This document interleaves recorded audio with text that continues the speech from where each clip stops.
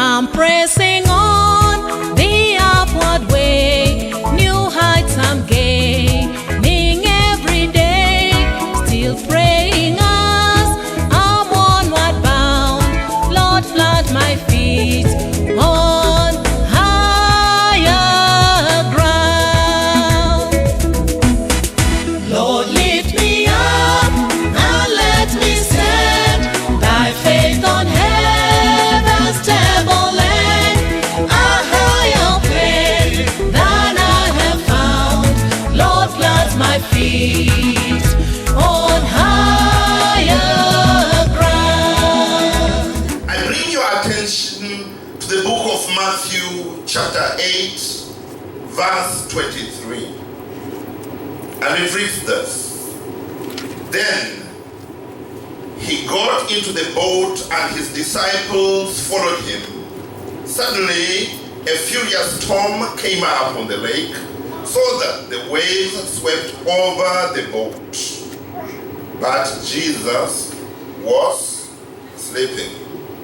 The disciples went and woke him up, saying, Lord, save us, we are going down.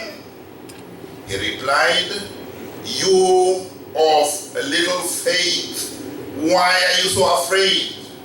Then he got up and rebuked the winds and the waves, and it was completely calm. The men were amazed and asked, What kind of man is this? Even the winds and the waves obey him. The men were amazed, but CKCC should not be amazed, because CKCC ought to know Jesus, because we have assurances that the Lord has given us. Not any assurances, but blessed assurances. So to Sister Winnie and the Osigwe family, this is the message that the Lord gives you today. From the book of Isaiah, Sister Winnie, and CKCC, chapter 41, verse 13. Thus says the Lord. Listen carefully, everybody. I, the Lord, thy God, will hold thy right hand, saying unto thee, Fear not, sister, fear not, I will help thee. I understand the anxiety. Recently, a few months ago, I went to Kenya to bury a brother younger than me. He had made the breakthrough of his life. His company was working well. He was having contracts. Life was going on well, but I had to make that journey. The second verse that the Lord gave me is from Matthew chapter 5, the 4th verse.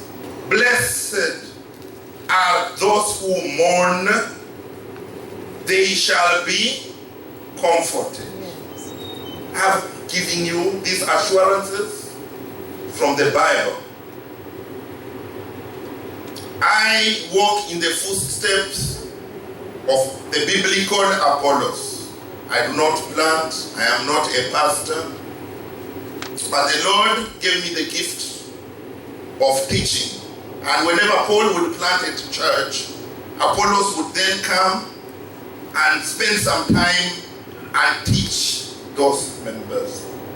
So today, I come here to share with you the testimony of the Reverend Thomas Dorsey.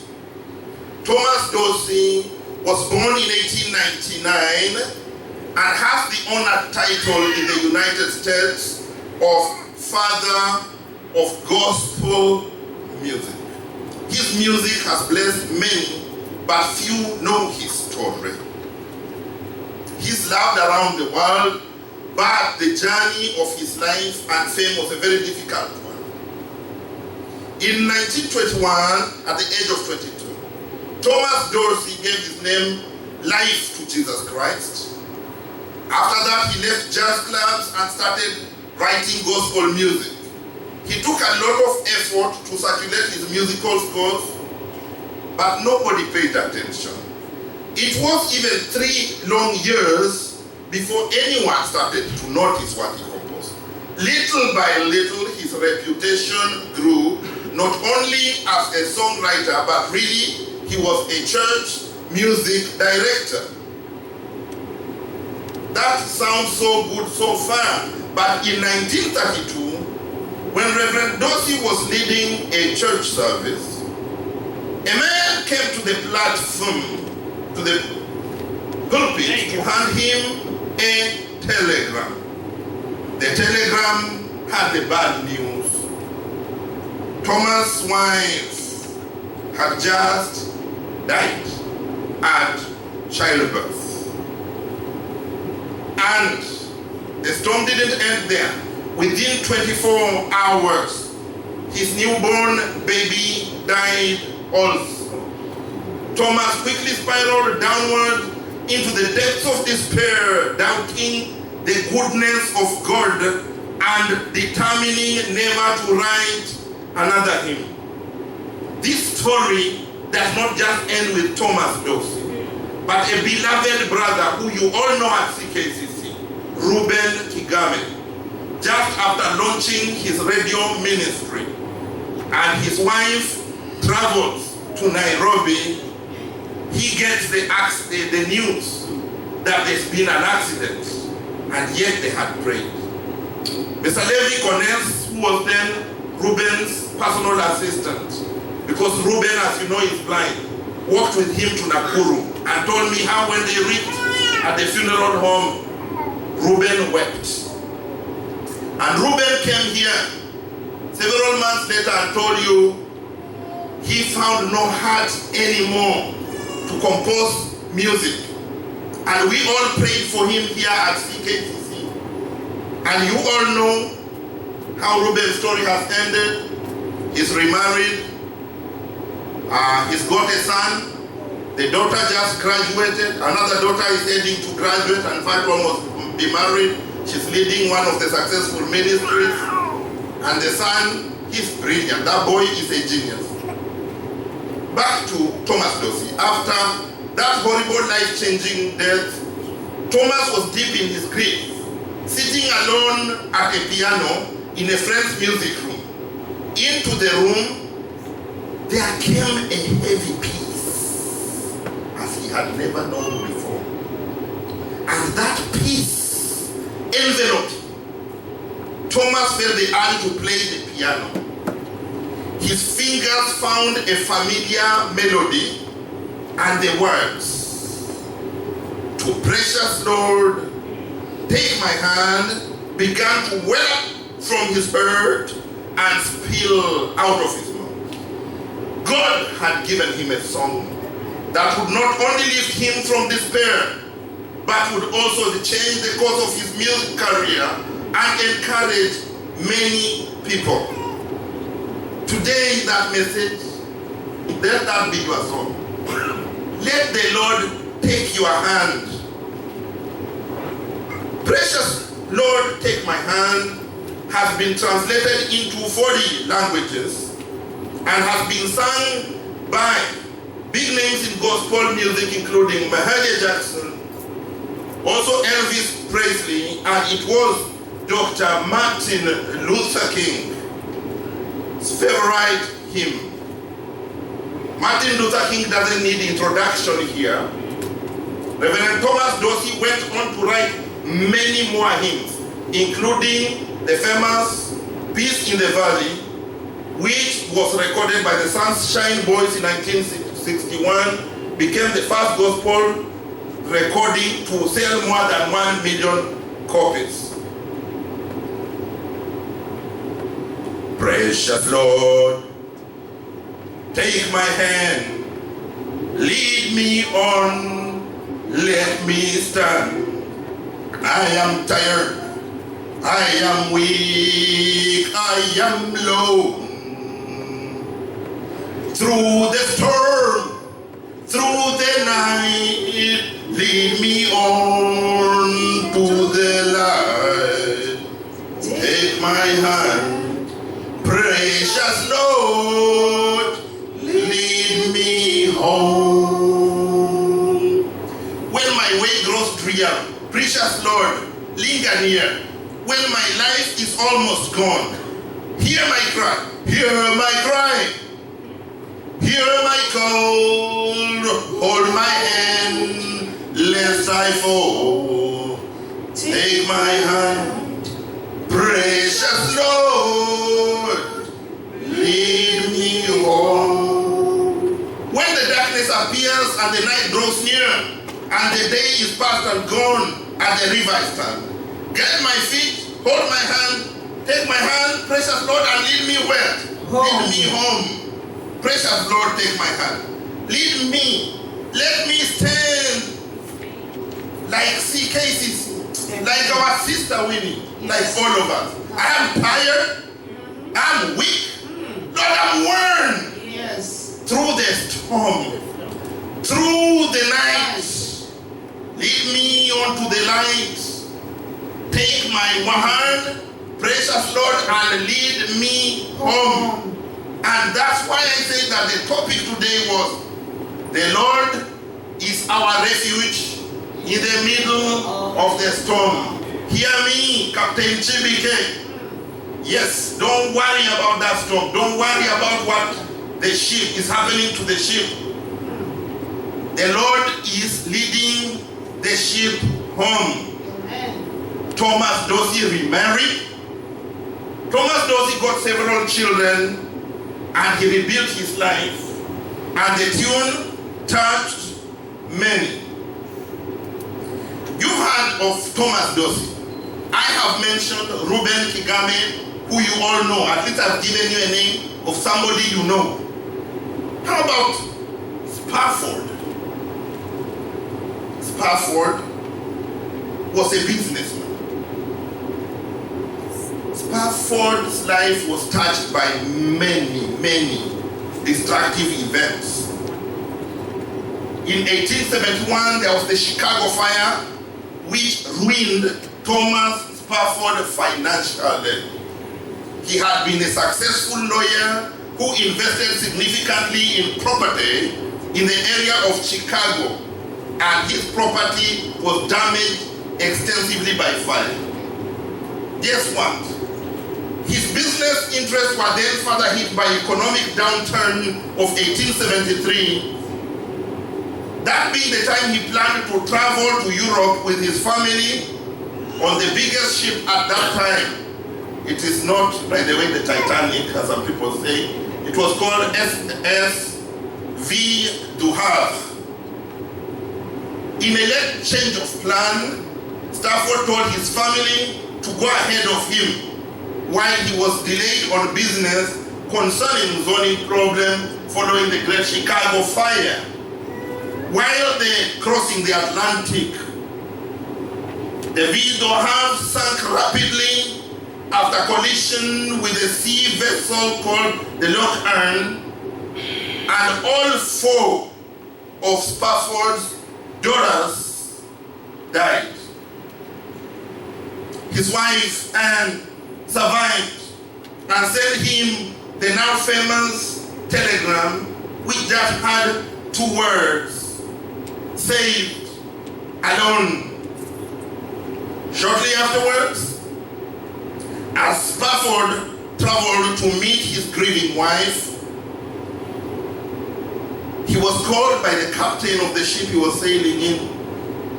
And the captain showed him the spot where the ark had sunk and lost his 4 daughters. Thomas looked at it and thought about his faith in Jesus Christ. And he was inspired to write these words as his ship passed where his daughters had perished. Though Satan should buffet, though trials would come, let this blessed assurance go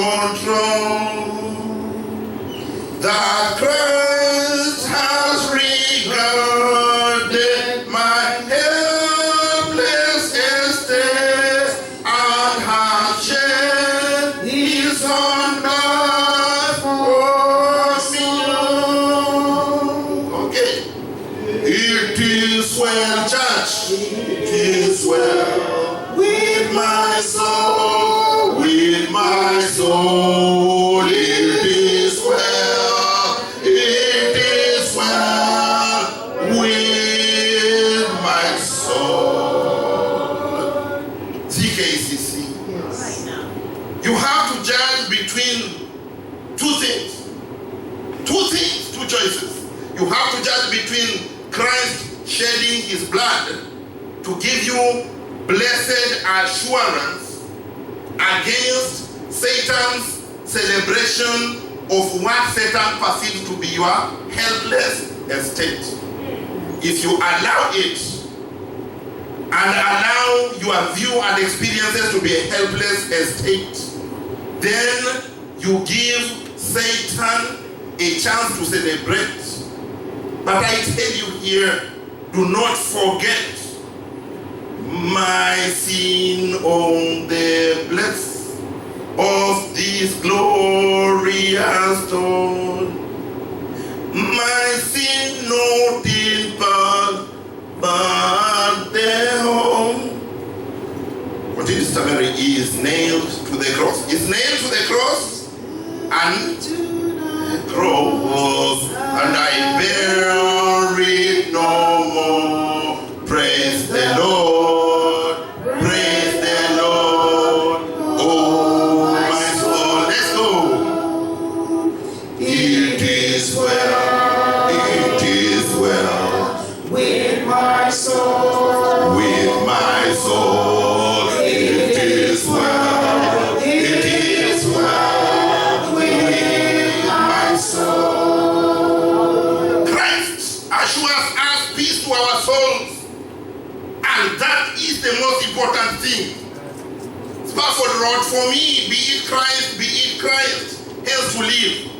If Jordan above me shall roll, no palm shall be mine, for in death as in life, thou wilt whisper what?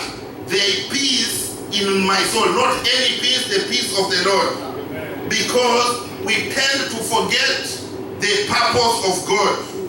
But Thomas wrote, but Lord, this for thee, for thy coming is what we wait. The sky and not the grave is our goal. I repeat, the sky but not the grave is our soul. So the trumpet of the angel of the voice of the Lord, blessed hope, blessed rest of my soul. Church, once we understand this picture, it is well. Hello church, once we understand this picture, it is what? It is well. Once we understand this picture, it is what? It is well. And Lord, haste the day when my face shall be signed, the clouds be rolled back, and the soul, the trumpet shall resound, and the Lord shall descend a song in the night to your soul. It is well. It is well. It is well. It is well. Okay? With my soul. It is well. It is well with your soul, Pastor. Amen. It is well with your soul, Sister Winnie. It is well with your soul, members of CKCC. The Spaffords had 3 more children. On February 11th, 1880, their son Horatio Gutner Spafford died at the age of 4 of scarlet fever. And I don't want to call it the stupid church, but I'll explain what I mean, what the church did. Now, their daughters, after the accident, were Bertha Hedges Stafford and Grace Spafford. The Presbyterian Church regarded their tragedy as divine punishment. It's not just the Presbyterian Church, they do that. Family, relatives. People come and try to convince you that there's a problem. And here I say, no. It is well. So in response, the Spaffords formed their own messianic sect called the Overcomers. And in 1881, the Spaffords, including their baby Bertha and the newborn Grace, set sail for Palestine. They settled in Jerusalem and helped found a group called the American Colony. The colony members later were joined by Swedish Christians engaged in philanthropic work among the people of Jerusalem, regardless of their religious affiliation and without proselytizing, thereby gaining the trust of the local Muslim, Jewish, and Christian communities. During and immediately after the First World War, the American colony played a critical role in supporting this community through great suffering and deprivation by running a shop, a soup kitchen, hospitals, orphanages, and other charitable ventures. It is well. Jesus Christ was called the Son of David. David had his ups and downs, and one day was running away. He was dealing with King Saul on one side. He was dealing with the Philistines on one side. He was dealing with betrayal on one side. If you are in his hands, that's when you feel the Lord has abandoned you. You know, the king who you've been his bodyguard and put all your trust in him has betrayed you. The Philistines are looking for you. People are betraying you. He wrote great words, Psalm 27, which today the Lord placed upon me to give you as your guiding verses through this storm. So we are going to read through Psalm 27, which was the verse that was read today. The Lord is my light and my salvation. If you are walking in darkness, who shall I fear? The Lord is the stronghold of my life. Who shall I be afraid of? It's a tune some of you have been singing and not understanding. Bwana ni nuru yangu, ni mwogope nani? Yeye ni ngome ya maisha yangu. You had that tune from Ruben Kigame. No misfortunes, no human beings, no trials should shake your faith in the Lord. The Lord is our light, our salvation, our stronghold. Wajapo maadui zangu. Translated, when the wicked advance against me, it is my enemies and foes who will stumble and fall. I said, blessed assurances from the Lord. That is assurance number one. Okay? And David said, though an army besieged me. David was not talking theoretically. He was being besieged by a real army. You at least are being besieged by an army of enemies at work. You are being besieged by an army of bills. Every time you go to your mailbox, you don't want to open that bill. Okay? Though an army besiege me, my heart will not fear. Though war break out against me, even then will I be confident. That should remain your prayer, to seek the face of the Lord. That's the bottom line. You should always do what? Seek the face of the Lord. I may dwell in the house of the Lord all the days of what? My life. To gaze on the beauty of the Lord and listen to this. To seek him in his temple. Where is his temple? In Baton Rouge. Hello? Where is his temple? Here. For in the day of trouble he will keep me safe in his dwelling. He will hide me in the shelter of his sacred tent and set you where? Set me upon a high rock. The storm, the troubles, the pain, the mourning. Like an expectant woman experiences pain. The storm abound on that day. But what? In the morning, baby is born, joy awaits. You deal with your enemies. But the Lord assures us one thing in Psalm 27, that your head shall be exalted. 6, then my head will be exalted above the enemies who surround me. At his sacred tent, I will sacrifice with shouts of joy. You'll be sacrificing with shouts of joy at the tent of the Lord while surrounded by hope. You will not be sacrificing, and it's not that your enemies will not be there. They'll be there surrounding you, okay? But you will be at the tent of the Lord in his bosom. You will be sacrificing with what? Shouts of joy. David even makes it tougher. I will sing and do what? And make music to the Lord. Now David wasn't just talking about, David was composing music and playing the harp. So our prayers should forever remain. And say, verse 7, hear my voice when I call, oh Lord, be merciful and answer me. My heart says of you, seek his face.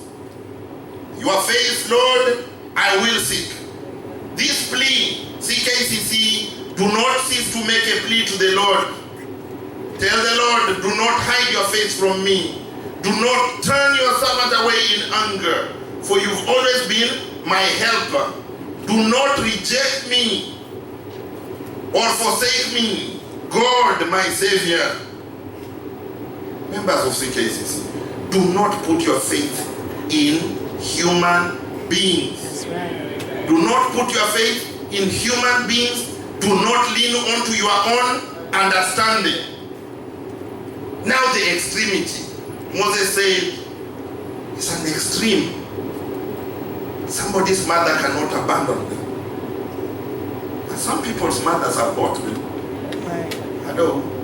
Children are always abandoned. I know you can't think how that can happen, but it does happen. Single mothers working hard.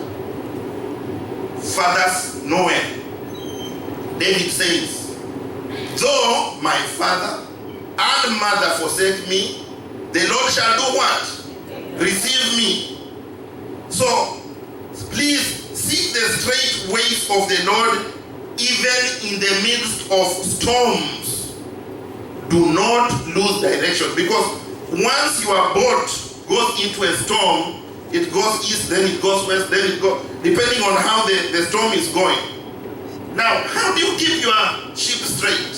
Pastor, how do we keep this ship straight? I won't say we, you are the captain. The captain handles the one who handles the direction. This is what David says. Teach me your way, O Lord, and lead me in a straight path because of my oppressors. So, captain, the way you handle, keep the ship straight, make sure the Lord teaches you. Why? Because the devil is forever accusing us to the Lord, and his agents forever giving us trouble at workplace without ceasing. Okay? So your prayer to the Lord is, do not turn me over to the desire of my foes. For what? False witnesses. The devil, your workmates, your colleagues, even your best friends, rise up against me, spouting malicious accusation. Your confidence in the Lord should be unshakable. David says, I remain confident of this. I want you now to listen to these words carefully. I remain confident of this. David said that. I said he's surrounded by the armies of Saul and the Philistines and his friends. Because he said, Lord, protect me from my friends because I know my enemies. So now even your friends are an issue. But David says, I remain confident of this, that I will see the goodness of the Lord. Now, there's the question of, oh, you tell us we shall see these things in heaven. But what did David say? David said, I will see the goodness of the Lord in the land of the living. Hello, where is the land of the living? Here. So the bottom line is not that you will see this goodness. It's not good enough to tell you, oh, well, this has happened, don't worry. When we go to heaven, you are starving, I don't give you food. I tell you when we go to heaven. But I say, no, the goodness of the Lord shall come where? Here. As a Senator Obahiabon in Nigeria says, on terra firma. Terra firma, they say, a Nigerian, if you go on YouTube, who uses big words? Terra firma means the solid earth. Here. In Swahili they say, hapa, hapa. The blessings of the Lord are going to occur, hapa. Okay? You are going to experience the sweetness of the Lord, hapa. Okay? The goodness of the Lord will be after we die, but on this earth we shall live it, we shall experience it. That line is the bottom line. Are you going through trials? Wait for the Lord, verse 14. Be strong and take heart and wait for the Lord. Yes, CKCC has been through a storm in recent days. But please, do not lean onto your own understanding. Do not lean on what you are just seeing. Proverbs chapter 3 verse 5, which is our theme for this year, says, trust the Lord with all your heart and lean not onto your own understanding. Lean not onto your own understanding. Go back to Matthew 8:23-27. Verse 25. The disciples woke him up saying, Lord, save us. We are going to drown. And Jesus replied, you of little faith, why are you so afraid? Then he woke up and rebuked the winds and the waves, and it was completely calm. If you look at Acts 27, verse 13-42, Paul was heading to Rome. And Paul told the captain that there is a storm coming ahead, let us pray. They disregarded. This was a prisoner in chains. Who when you are passing around and they are carrying a prisoner, you know that it's called prisoner transport? And the prisoner tells you, hey, you know, the prisoner says, pig, and you give him a bad name. Then you go around the corner and hit a pig. You didn't know he was seeing and he saw a pig on the road. You know, what I'm trying to say is that usually a prisoner you disregard. But the storm did come, and it's when Paul told people to pray that the Lord saved that ship. Now the devil was not amused, and immediately they were rescued from the ship. When they went on land, guess what? A snake came and bit Paul's hand, and everybody knew that was the end of Paul. So if this man told them about the storm, so what? Paul shook his hand and the snake dropped in the fire. And even the guys now wanted to start worshiping Paul, but that's a story for another day. For the servant of God, Job was accused by the devil, and when the devil accused Job, God said, have you seen my servant Job? The devil said, that one, forget. You know, you've put a hedge around him.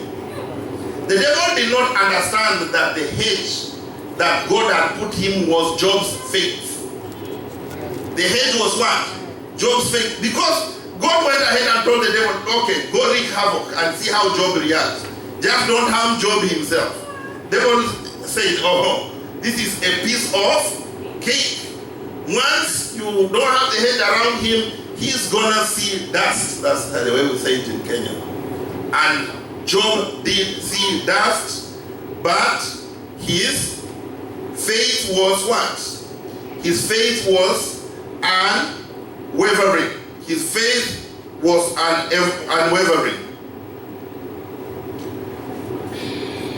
Verse 12 of chapter 47 of Job says, so the Lord blessed the latter end of Job, the Lord blessed the latter end of Job more than the beginning. Although, I repeat, the Lord blessed the latter end of Job more than what? Remember that. Remember the testimony of Reverend Dossi. Remember the testimony I've given you of Stafford. Remember our brother Reuben Kigame. For he had 14,000 sheep and 6,000 camels and 1,000 yoke of oxes, 1,000 she-asses. He had also what? 7 sons and 3 daughters. How many children? Total. 7 plus 3 equals 10. And he called the name of the first Jemima. Now you know the meaning of Jemima. And the name of the second Kezia. And the name of the third Keren Hapuch. And all the land, there were no women found so fair, so beautiful as the daughters of Job. And their father gave them inheritance among the brethren. After this, Job lived 140 years. Well, I wish I could reach half the age of Job. At least Pastor Helblam has reached half of Job's age. I'm praying that I can. Me, I don't need to live as old as Job. If I can live as old as Pastor Helblam, I'll be very thankful. But I'm sure the Lord will grant it. And so his sons and his sons' sons, even how many generations? 4 generations. So Job died being full of age. CKCC members, please stand up. If you've been having doubts and you thought that the Lord has abandoned you, if you continue praying for your pastor, but this is the time I'm calling on you to surrender all. I'm pressing on.